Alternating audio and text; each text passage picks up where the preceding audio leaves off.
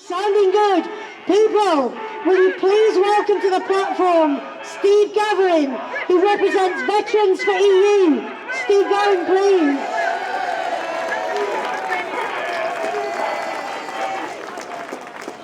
Hi folks.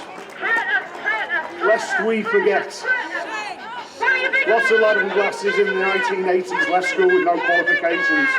The economy was in tatters and jobs were hard to come by. Lots and lots of lads went in the military because of it, and I was one of them. Some of us were fortunate to go on great adventures to amazing parts of the world, like the Falklands, or marching the streets of Northern Ireland, or patrolling the Atlantic. We were lucky not to have been born in an earlier time, when instead of working with our European neighbours to make the continent safe, we slaughtered each other in our millions. The first article of the Treaty of Rome says its task shall be raising the standard of living and quality of life, the economic and social cohesion and solidarity amongst its member states. In other words, peace. We are in the longest period of peace in Europe in 1,000 years. It's not an accident. It's the core purpose of the EU. NATO stopped the Soviet Union from slaughtering us. The European Union has stopped us slaughtering each other.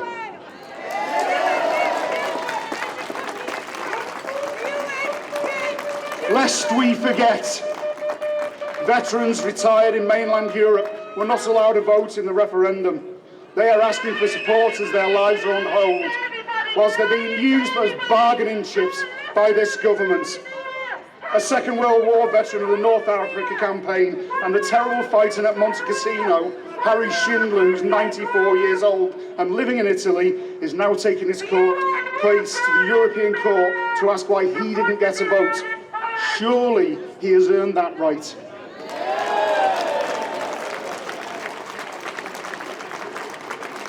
Lest we forget, Christiana, who met and fell in love with a guy from the RAF when he was supporting the Air Force ground attack capability for the Bosnia campaign. Christiana married and moved with her husband to the UK, settled down in the West Midlands, and they started their family. A few weeks after that divisive travesty of a referendum, she received one of those now infamous letters telling her to prepare to leave. So this is how our government repays service to our country, by threatening to deport service families.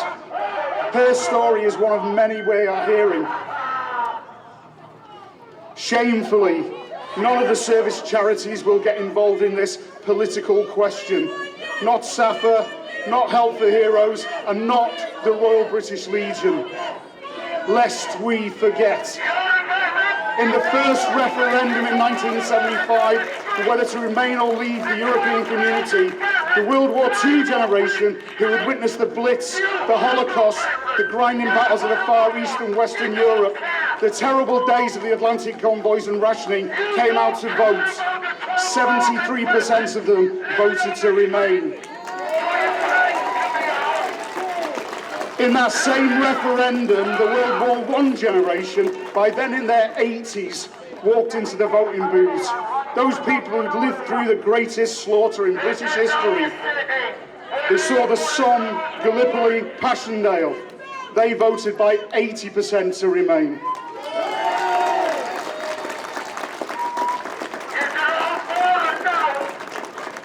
The memory of war was the reason for those people voting that way. The fear of what would happen if we didn't hold out our hands to our European neighbours in friendship and solidarity. They wanted no more sabre rattling from politicians who need to create an enemy that doesn't exist. No more appeasement of extreme right and left-wing ideologies that require us to hate someone else.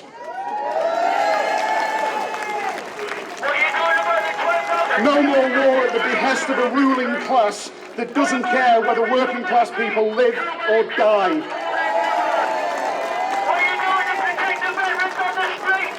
We have forgotten. We forgot that peace isn't the norm. It has to be worked at. We've forgotten that there are individuals who seek to turn us against each other for their own underhanded purposes.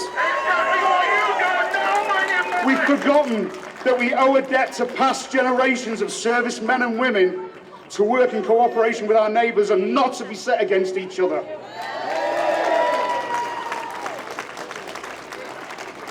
Those of us that veterans of Europe are getting old and in some cases a bit fat.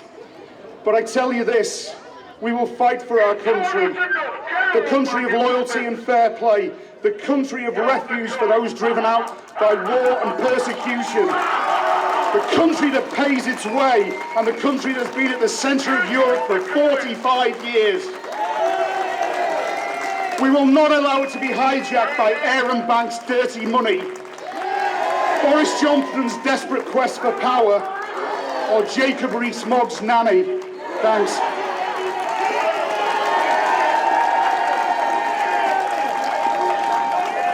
Steve Gavin, Veterans for EU, thank you so much. This is doing politics, people. This is doing democracy.